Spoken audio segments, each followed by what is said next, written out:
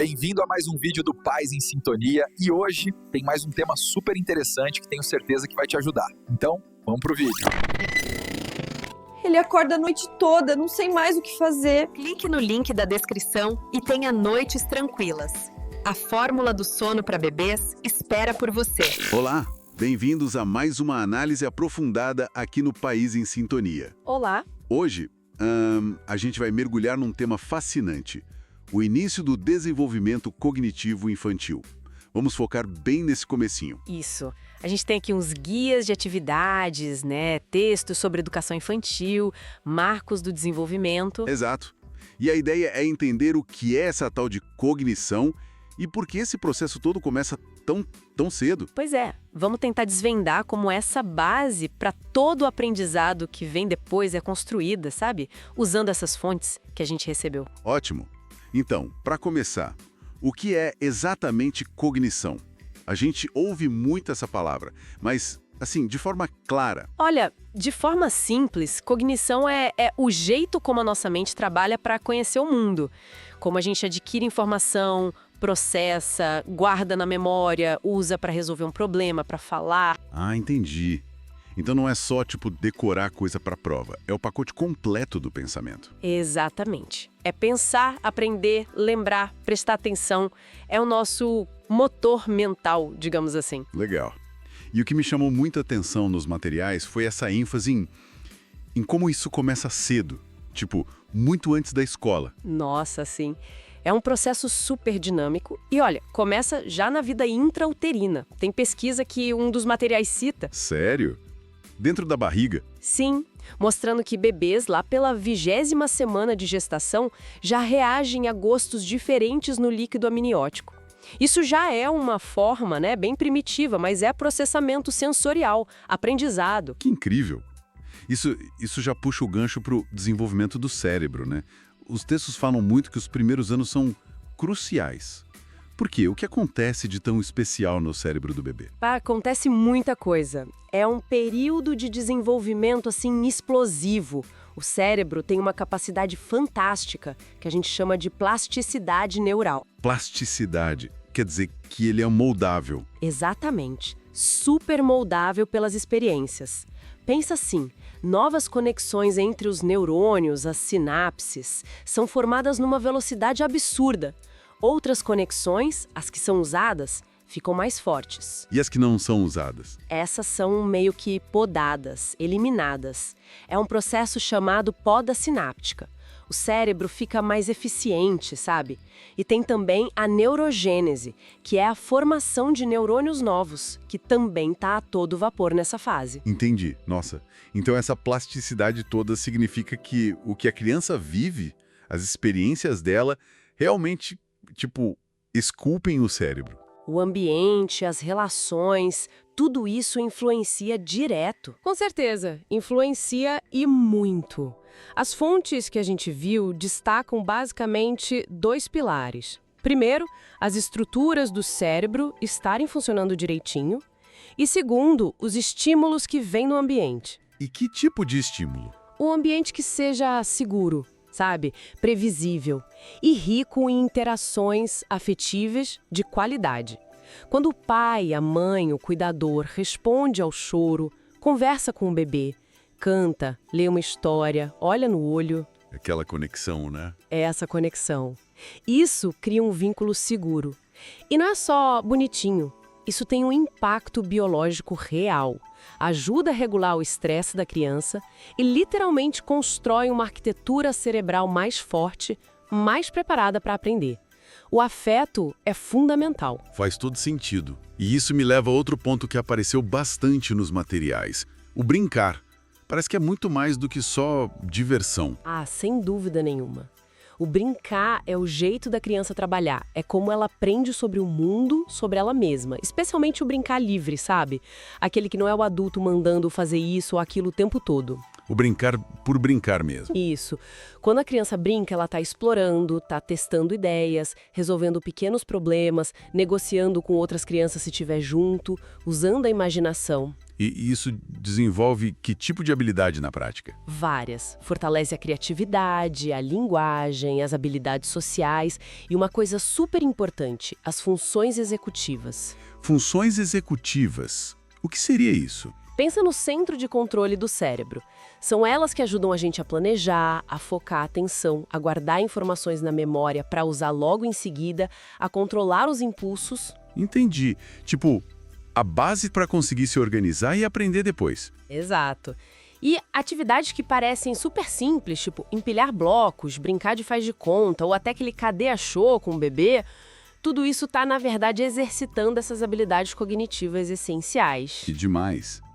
Então, para a gente amarrar o que vimos até aqui, a cognição é esse conjunto de ferramentas da mente. Aham. Ela começa a se desenvolver muito, muito cedo, lá na gestação ainda, impulsionada por essa plasticidade incrível do cérebro infantil. Isso. E é super influenciada pelos laços de afeto, pela segurança e também pelas chances que a criança tem de explorar o mundo brincando. Perfeito. O ponto-chave que essas fontes todas trazem é justamente esse. Os primeiros anos são a fundação. Interações que respondem à criança, um ambiente que estimula, mesmo com as coisas simples do dia a dia, preparam o terreno para tudo que vem depois, para o desenvolvimento cognitivo e também para o socioemocional. Muito bom. Temos uns guias bem práticos aqui, tipo a cartilha do CDC com a Sociedade Brasileira de Pediatria e também umas análises, sobre desenvolvimento cognitivo. A ideia é entender como as coisinhas do dia a dia, as brincadeiras, fazem uma diferença enorme nessa fase. Exato. É um período crucial para o cérebro.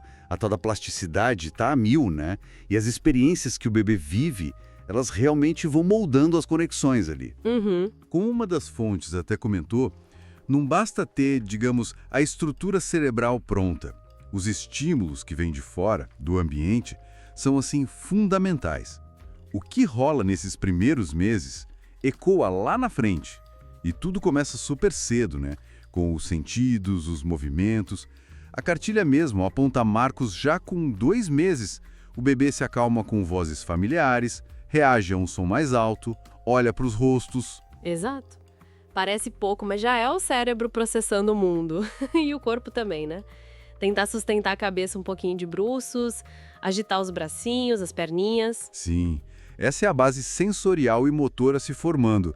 Por isso que coisas simples como conversar com o bebê, cantarolar, mostrar um brinquedo colorido, como a cartilha sugere ali para os 2, 4 meses, são tão importantes. Entendi. E aquele tempo de bruços que todo mundo fala.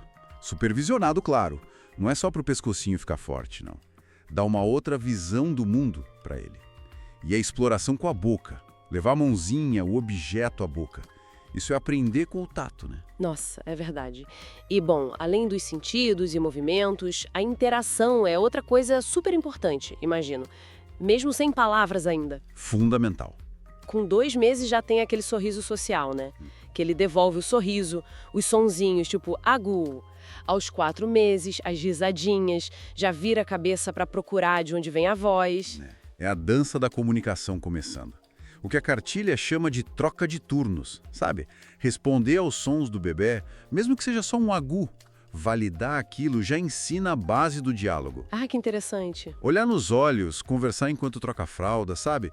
Tudo isso vai criando segurança, conexão. Então, quando a gente responde aqueles balbúcios, já estamos, de certa forma, ensinando a conversar. Exatamente.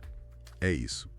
E ler histórias, mesmo que bem simples, mostrando as figuras, mesmo que o bebê não entenda a história em si, ele está ouvindo os sons da língua, o ritmo e fortalecendo o vínculo, claro. Faz sentido. Aí mais pra frente vem o balbúcio mais claro, O mamá, babá, lá pelos 9 meses. O gesto de levantar os bracinhos para pedir colo, entender o não lá perto de 1 aninho, acenar tchau. Tudo isso é a comunicação florescendo. É muito legal ver essa escadinha, né? Agora, pensando na cognição mesmo, no pensamento, como essas brincadeiras ajudam? Tem os marcos, tipo o bebê ficar observando um objeto com atenção, depois descobrir as próprias mãos e ficar olhando para elas. E aí começar a tentar pegar as coisas que ele quer lá pelos 6 meses. Isso mostra a intencionalidade surgindo, né? O bebê começa a agir sobre o mundo e não só reagir. E daí vem a exploração mais ativa, pegar um objeto e bater no outro, com 9 meses para ver o que acontece, o barulho que faz. Isso é pura experimentação, causa e efeito na prática. E aquela brincadeira clássica do "cadê achou?", que a cartilha menciona para os 9 meses. É só para dar risada ou tem mais coisa aí? Tem muito mais. Essa brincadeira é um marco gigante para o desenvolvimento do que a gente chama de permanência do objeto. Ah, O bebê começa a sacar que uma coisa ou uma pessoa continua existindo mesmo quando sai do campo de visão dele. Parece simples pra gente, mas é um salto cognitivo enorme. nossa. É a base para a memória de trabalho, para guardar informação na cabeça, até para o pensamento simbólico que vem depois. É o cérebro aprendendo a representar um mundo dentro dele. Uau, que profundo. Não imaginava. E quando eles começam a procurar mesmo um objeto que a gente escondeu, ou a colocar e tirar bloquinhos de um pote lá por um ano? Isso já mostra atenção, memória e os primeiros sinais de resolução de problemas. Por isso é tão bom oferecer objetos variados para ele manipular, explorar texturas, deixar tentar comer com os dedos, sabe? Ou se aventurar com a colher um pouco mais tarde. Sim. Como uma das fontes que a gente viu, aquele guia em PDF, aponta, essas brincadeiras, essa exploração toda, é o treino inicial para as funções executivas. Aquelas habilidades que a gente usa a vida toda para planejar, focar, controlar impulsos, resolver problemas mais complexos. Nossa, fica muito claro então. Estimular um bebê nessa fase não precisa de nada mirabolante, né? Nenhum brinquedo super caro. O essencial é essa interação com afeto, com atenção, usando o que a gente tem. A voz, o olhar, objetos simples, o próprio corpo, o ambiente ao redor. Tio está literalmente fortalecendo as sinapses, construindo a arquitetura daquele cérebro que está crescendo tão rápido. É um investimento silencioso, digamos assim, mas com um poder imenso para o desenvolvimento da criança. Uma base sólida, construída ali no dia a dia mesmo. Continuando a nossa análise das fontes, vamos mergulhar agora em como atividades assim super comuns do dia a dia podem ser ferramentas poderosas para o desenvolvimento infantil. O foco é como brincadeiras simples ajudam a construir atenção, memória e linguagem nos primeiros anos, né? É um ponto crucial, sim. Esse período inicial é de uma explosão na formação de conexões cerebrais, sabe? As sinapses. E o que as fontes mostram é que as experiências vividas, especialmente as interativas e repetitivas, elas funcionam como arquitetas dessas conexões. Mesmo que parece só diversão, tem um impacto neurológico bem significativo. Certo, vamos desmembrar isso então. Começando por um clássico absoluto, o "cadê achou?". Por que algo tão simples é tão marcante, como indicam os marcos de desenvolvimento ali por volta dos 9 meses? O cadê achou, ele vai além da surpresa divertida, sabe? Ele ajuda a criança a solidificar a ideia de permanência do objeto.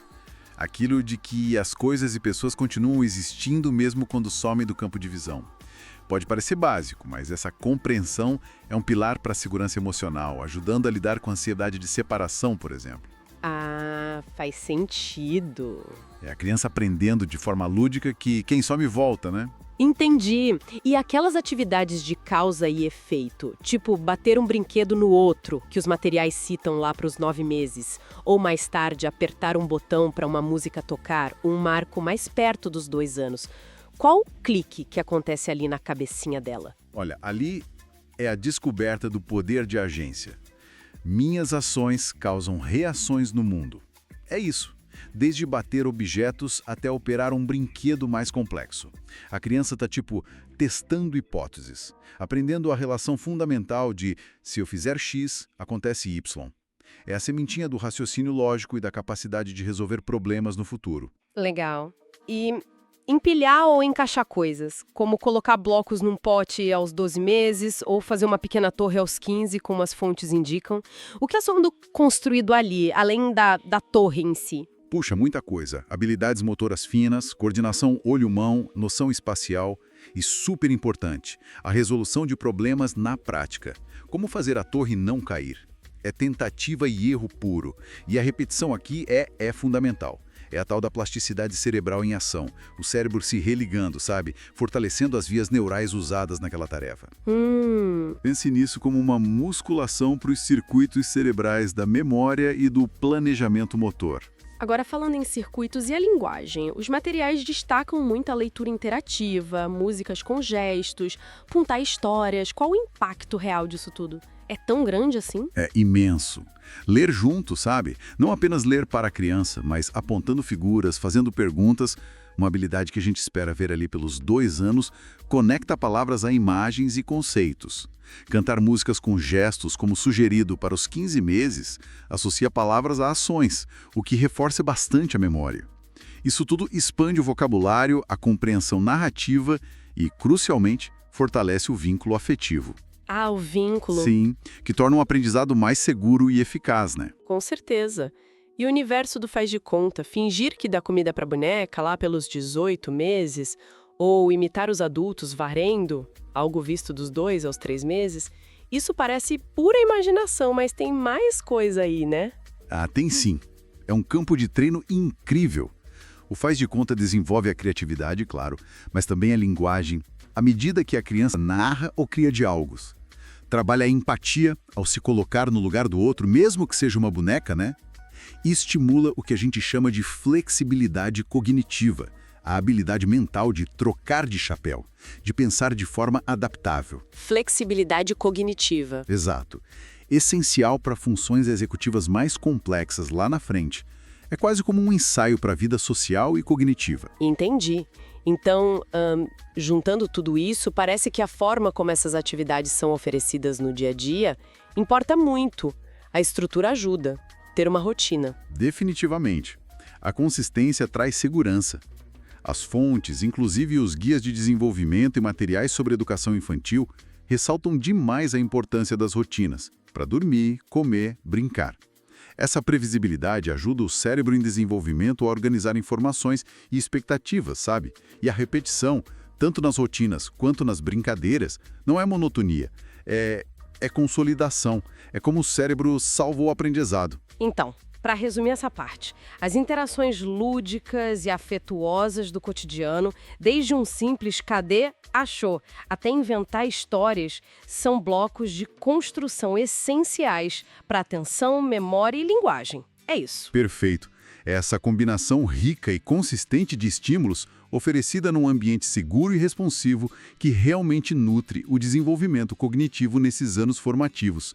E o mais fascinante é como a alegria e a conexão são, na verdade, um motor desse aprendizado profundo. Com isso em mente, vamos agora explorar as atividades que focam mais diretamente em ajudar as crianças a resolver problemas, desenvolver a criatividade e a autonomia. Como que atividades do dia a dia podem, assim, turbinar o raciocínio, a criatividade, a capacidade dos pequenos de resolver problemas? A nossa análise de hoje, ela vem de materiais que olham tanto para o desenvolvimento cognitivo de um jeito mais geral, quanto para guias bem específicos, tipo marcos para crianças até uns 5 anos, sabe? Aquela cartilha conhecida do CDC com a Sociedade Brasileira de Pediatria. Sim, essa mesma. A ideia aqui é achar aquelas atividades simples, mas que têm um impacto de verdade, né? Que ajudam a construir uma base forte para o aprendizado, para a confiança da criança. Vamos analisar isso melhor. Para começar, aquelas brincadeiras de construção, né? Ah, clássicas. Blocos, massinha, brinquedo de montar e desmontar. Parece só diversão, mas as fontes que a gente viu mostram que tem muito mais coisa ali, né? Exatamente. E é interessante porque não é só a questão visoespacial, sabe? Aquilo de imaginar como as peças se encaixam. O processo todo é muito rico. Como assim? Olha, a criança precisa planejar um pouco para, sei lá, a torre não cair. Aí se cai, ela tem que lidar com aquela frustraçãozinha, tentar de novo. Isso tudo é um exercício, né? Para as funções executivas, planejamento, memória. Entendi. Até o controle para não jogar tudo pro alto quando não dá certo. Pois é. E tem fontes que até sugerem que a precisão de mexer com pecinhas menores pode ter uma ligação lá na frente com a habilidade matemática. Não é algo óbvio, né? Nossa, que interessante essa conexão com resiliência e planejamento. Isso me lembra outra coisa que as fontes batem muito na tecla: a imaginação. Estimular com perguntas abertas, não dá a resposta pronta. Sim, e aí o faz de conta é fundamental. Quando a criança tá lá inventando história, personagem, diálogo, ela não tá só brincando. Ela tá ampliando o vocabulário, tá treinando o que a gente chama de flexibilidade cognitiva, que é essa habilidade de mudar o pensamento, né, se colocar em outro papel. E, muito importante, tá desenvolvendo empatia. Empatia no faz de conta? Como? Imaginando que o outro personagem sentiria, sabe? As fontes mostram que incentivar essa curiosidade com perguntas tipo: e o que você acha que acontece agora? Ou por que será que ele fez isso? Alimenta essa vontade de aprender. A própria cartilha lá do CDCSB fala disso, né? De incentivar o faz de conta, responder as perguntas da criança, lá pelos 4 anos, por exemplo. É verdade, essa ligação do faz de conta com a empatia me chamou a atenção também. A gente foca muito na criatividade, né? Mas essa ponte para o outro é bem forte. E pro lado mais, digamos, estruturado, jogos de sequência, quebra-cabeças também entram nessa. Com certeza. Quebra-cabeça, jogo de encaixar por forma, por cor, até organizar os brinquedos seguindo um critério. Tudo isso trabalha muito o reconhecimento de padrão, memória, raciocínio lógico. E joguinho de tabuleiro simples, né? Já introduz estratégia, esperar a vez. A chave que os materiais destacam é o tal do desafio na medida certa. O desafio na medida certa. É, algo que estimule, que faça a criança pensar, persistir um pouquinho, mas que não seja tão frustrante a ponto dela largar tudo, sabe? É um equilíbrio. E a gente vê essa progressão nos marcos, né? Empilhar uns bloquinhos com 15 meses, seguir instrução de 2 etapas com 30 meses, desenhar umas formas com 3 anos. São degrauzinhos, né? De complexidade cognitiva. Esse conceito do desafio na medida certa parece ótimo. Mas como é que a gente acha esse ponto no dia a dia, fora dos marcos gerais? As fontes dão alguma dica? Olha, é mais observação mesmo, sabe? Observar a criança. Tá engajada, tá concentrada, tá um pouquinho frustrada, mas ainda tentando? Ótimo sinal. Certo. Agora, se ela desiste muito rápido, fica irritada, ou então faz sem esforço nenhum, aí talvez seja a hora de ajustar, né? Para mais ou para menos. Não tem fórmula mágica, essa sintonia fina. Entendi. Faz sentido. E isso leva para um ponto que também aparece muito, o equilíbrio. Porque com tanta ideia de estímulo, como fica o espaço para o brincar livre? Aquele sem regra, sem adulto dirigindo. Às vezes rola uma pressão, né? Para preencher o tempo da criança. Nossa, esse equilíbrio é fundamental. E as fontes são bem claras quanto a isso. O brincar livre, que a criança decide o que fazer, como, por quanto tempo, é essencial. Por quê? É aí que ela explora o mundo do jeito dela. Testa hipóteses, o que acontece se eu fizer isso, desenvolve autonomia, aprende até lidar com o tédio e solta imaginação sem regra, sem objetivo externo.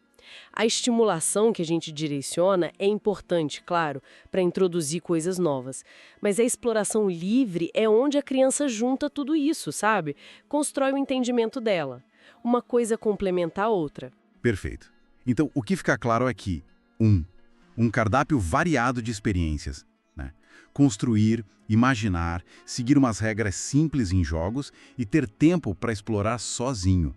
Tudo isso compõe um ambiente rico para o desenvolvimento. Exatamente. E para a gente fechar, né, como um dos materiais conclui bem e que tem tudo a ver com aquela ênfase da cartilha na resposta afetiva, positiva, ao estimular o cérebro da criança com afeto, com repetição dessas brincadeiras que fazem sentido para ela e dando espaço para a criatividade, a gente está ajudando essa criança não só a pensar, a aprender, mas a crescer mais segura, mais confiante. Não é só sobre cognição pura, sabe? É sobre formar um indivíduo seguro, curioso, que consegue encarar desafios. Isso deixa uma reflexão final bem interessante, né? Que talvez o mais valioso não seja só quais atividades a gente oferece, mas como a gente participa, como a gente responde.